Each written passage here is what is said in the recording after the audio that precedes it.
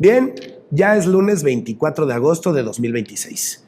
El gobernador de Sinaloa regresó al cargo el viernes, duró 34 horas y se fue de nuevo.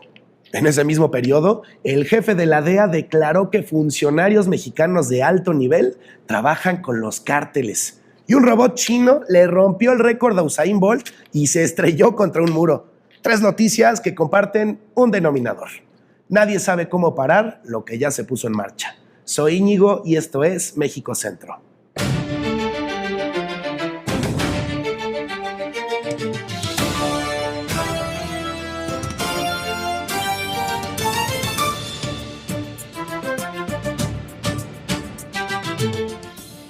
Rubén Rocha Moya regresó a la gubernatura de Sinaloa el viernes 21 de agosto. Dijo que volvía con la frente en alto, que la fiscalía no encontró elementos para acusarlo de nada y que era su deber cumplir el mandato hasta 2027. Se reunió con todo su gabinete, recibió a los magistrados del Supremo Tribunal en su despacho y al día siguiente publicó una carta en X pidiendo licencia temporal de carácter indefinido, por así considerarlo pertinente. Lo que ocurrió fue lo siguiente. La presidenta Sheinbaum habló, sin mencionarlo, de la ambición desnuda del poder por el poder. Los gobernadores de Morena firmaron un posicionamiento conjunto para deslindarse. El CEN, las bancadas y el gobierno federal hicieron lo mismo. Es decir, todo el partido le soltó la mano en menos de 24 horas. Y él respondió con una carta que dice, entre líneas, lo que nadie quiso decir en voz alta. Me lo pidieron. La segunda licencia de Rocha Moya resolvió la parte visible del problema. La parte no visible es, precisamente, el problema. La oposición no está pidiendo que se vaya. Ya se fue. Está pidiendo algo muchísimo más difícil. Que el que llegue no sea suyo. La senadora priista Paloma Sánchez lo formuló con una precisión que vale la pena reproducir completa. Que no se nos olvide que la última vez que pidió licencia siguió gobernando detrás de la investidura que le fue entregada a alguien más. No podemos permitir que vuelva a ocurrir lo mismo. Una licencia mueve el nombre de la puerta, pero no necesariamente a quién manda adentro. Jorge Romero, dirigente del PAN, insistió en el juicio político y en la desaparición de poderes en Sinaloa. El PRI pidió extradición inmediata y cárcel, y Movimiento Ciudadano lo llamó vergüenza nacional. La exigencia bajó a la calle. Activistas y ciudadanos convocaron una concentración hoy lunes a las 8 de la mañana en la explanada del Palacio de Gobierno en Culiacán, bajo la consigna Fuera Rocha. Hagamos una pausa para opinar.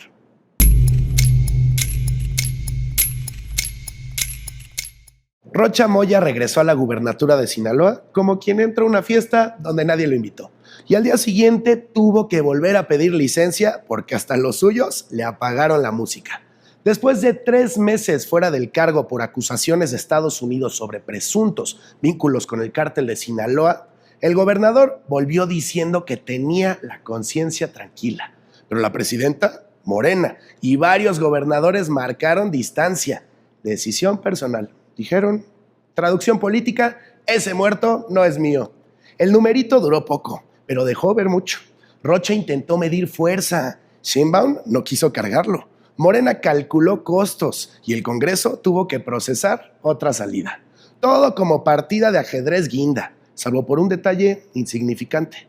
Sinaloa no es un tablero, es un estado con crisis de seguridad, economía golpeada y una ciudadanía harta de vivir entre balaceras, desapariciones, retenes y el miedo provocado por los más de 3,000 asesinatos y más de 4,000 desaparecidos. Y ahí está lo obsceno. Mientras la gente necesita gobierno, seguridad y certezas, sus élites juegan a ver quién sostiene a quién se deslinda primero y quién sobrevive al costo político. Rocha se va, Rocha vuelve, Rocha se va otra vez. Y la ciudadanía se queda viendo cómo su seguridad depende de pleitos internos, cálculo presidencial y control de daños. Cuando gobernar se vuelve un juego de sillas musicales, el problema no es quién se queda sentado, es quién se queda tirado en la calle. El director de la DEA, Terrence Cole, señaló que con la acusación que Estados Unidos formuló contra el gobernador de Sinaloa y sus funcionarios, se puede ver la corrupción gubernamental en México, con funcionarios de alto nivel que están trabajando directamente con los cárteles. Además, el jefe de la DEA confirmó que Estados Unidos investiga a funcionarios mexicanos que colaboran con el cártel Jalisco y con el cártel de Sinaloa, y advirtió a los chapitos que su destino será igual al del Chapo y el Mayo, cadena perpetua. Eso sí, Cole aseguró que mantiene comunicación diaria con el secretario de Seguridad, Omar García Harfuch, con quien intercambia información e inteligencia, y que es su socio de confianza y buen amigo de Estados Unidos. Ambas cosas con total naturalidad. Fernando Farías Laguna, ex contraalmirante de la Marina y sobrino político del exsecretario José Rafael Ojeda Durán, llegó a México pasadas las 3 de la madrugada del viernes 21 en un avión de la Armada que hizo escala en Cali, Colombia. A su arribo fue certificado médicamente y trasladado al penal del Altiplano. Su audiencia inicial arrancó a las 22 horas del viernes y se extendió hasta la tarde del sábado, cerca de 18 horas, por videoconferencia y a puerta cerrada. Esa última parte, a petición expresa de la Fiscalía, pese a la oposición de su defensa. Farías Laguna es acusado de encabezar una red dedicada al contrabando y distribución de combustible por vía marítima, con un método que incluía alteración de pedimientos aduanales y la corrupción de integrantes de la propia Armada, de empresarios aduaneros y de funcionarios de aduanas. La jueza de control Alejandra Ramírez de la Vega calificó de legal la detención e impuso prisión preventiva oficiosa. La defensa pidió la duplicidad del plazo constitucional. La audiencia se reanuda el miércoles 26 a las 9 de la mañana en el Altiplano, cuando se definirá si queda vinculado a proceso que enfrenta junto con su hermano, el vicealmirante Manuel Roberto Farías Laguna. ¡Qué bonita familia! Tras la extinción del Instituto Nacional de Acceso a la Información, las Contralorías Internas de las cámaras de diputados y senadores asumieron las funciones de órganos garantes de transparencia. Es decir, cada cámara se convirtió en la instancia que decide qué información sobre sí misma entrega. Pero un reportaje del Universal documenta lo que ocurre cuando desaparece el árbitro. Los casos concretos. Las solicitudes sobre los comprobantes de viajes en primera clase de Gerardo Fernández Noroña fueron remitidas a la Plataforma Nacional de Transparencia, aun cuando esos datos no figuran en dicho repositorio.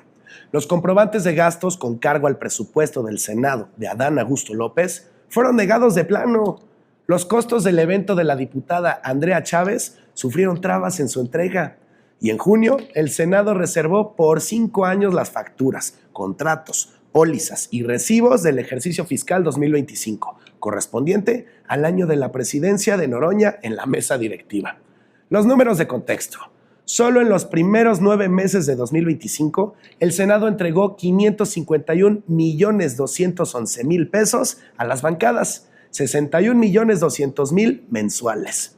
Desde 2025, el responsable de transparencia del Senado es Gerardo Fragoso Díaz, nombrado por Adán Augusto. Y el último reportaje público de viajes disponible corresponde al segundo trimestre de 2025, rompiendo 12 años de publicación continua. El mecanismo es sencillo. El mismo que gasta es el que evalúa si te enseña en qué gastó. No hubo votación para cambiar esto. No hubo escándalo, no hubo anuncio. Bastó con extinguir el organismo que guardaba la otra llave y los archivos se cerraron solos. Desde el 1 de enero de 2026, el INE dio de baja a 265 trabajadores por proyectos y 566 por honorarios en oficinas centrales, más 5 adscritos al Servicio Profesional Electoral Nacional. Total, 836 profesionales fuera en poco más de 6 meses.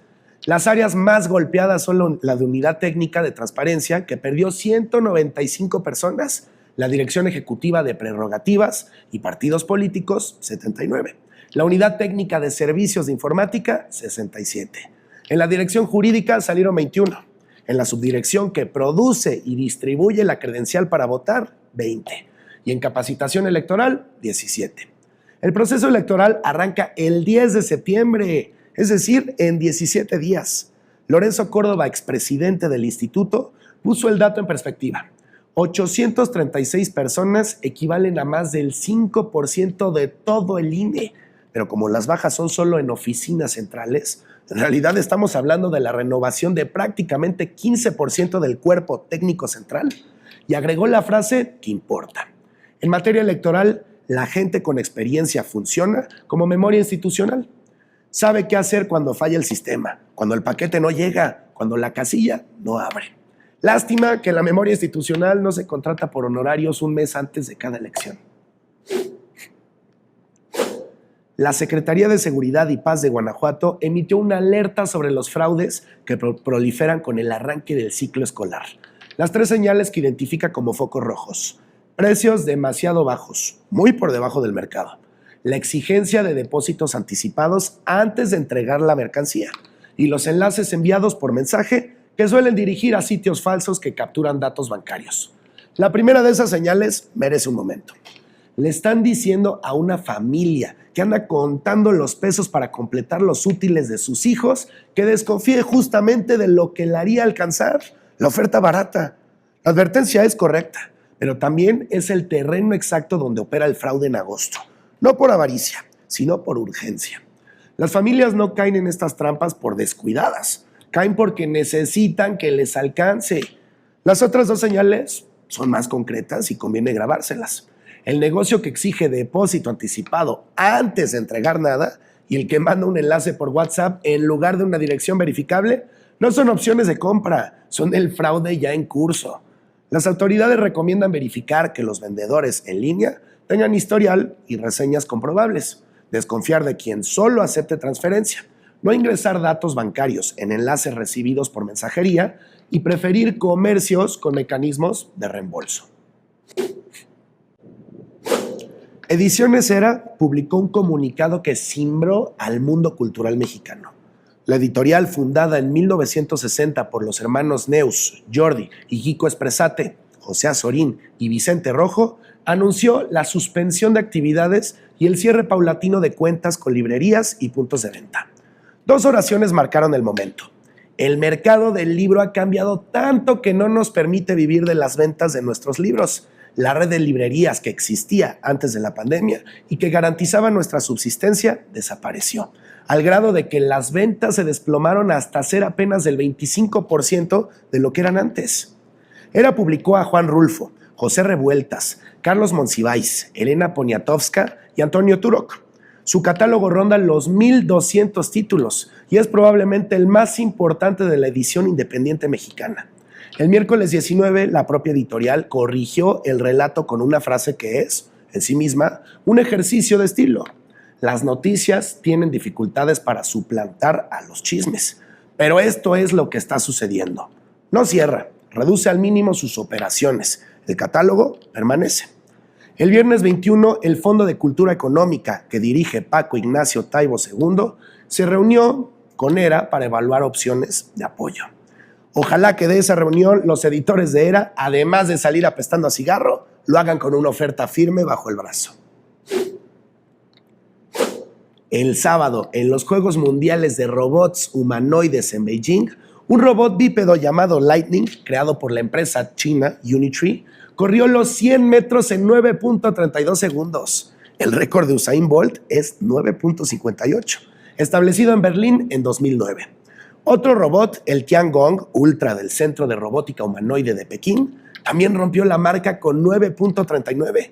La velocidad punta de Lightning fue de 14.5 metros por segundo. La de Bolt en su mejor carrera, 10.44.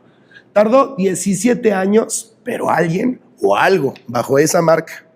Ahora el detalle que le dio la vuelta al mundo en videos. El robot no sabe frenar. Cruzó la meta a toda velocidad y se estrelló de frente contra colchonetas y muros, cayendo lentamente hacia atrás. Pero los organizadores insistieron en el mérito técnico.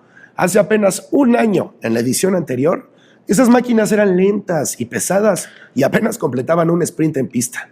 La escala del evento lo confirma. Pasaron de 280 equipos en 2025 a 666 equipos con 2,056 robots este año, compitiendo en 30 disciplinas deportivas durante 5 días en el Óvalo Nacional de Patinaje, construido para los Juegos Olímpicos de Invierno de 2022. Los expertos matizan que estos humanoides siguen siendo sobre todo demostraciones y prototipos de investigación. Pero hace un año esas máquinas apenas caminaban. Este año le ganaron a Bolt. Al ritmo que van, para la próxima edición aprenderán a frenar. Ojalá que sea antes de que aprendan otras cosas. Bien, esto es lo que nos queda claro. Un gobernador puede regresar y salir en 34 horas y el mismo Congreso puede aprobar ambas cosas en la misma sesión por unanimidad. La transparencia funciona cuando existe un organismo independiente que la exige y cuando ese organismo desaparece, los archivos se cierran solos y el director de la DEA habla todos los días con el secretario de Seguridad mexicano y declara que funcionarios mexicanos de alto nivel trabajan con los cárteles y las dos cosas pueden ser verdad al mismo tiempo. Nos vemos el jueves, soy Íñigo y esto fue México Centro.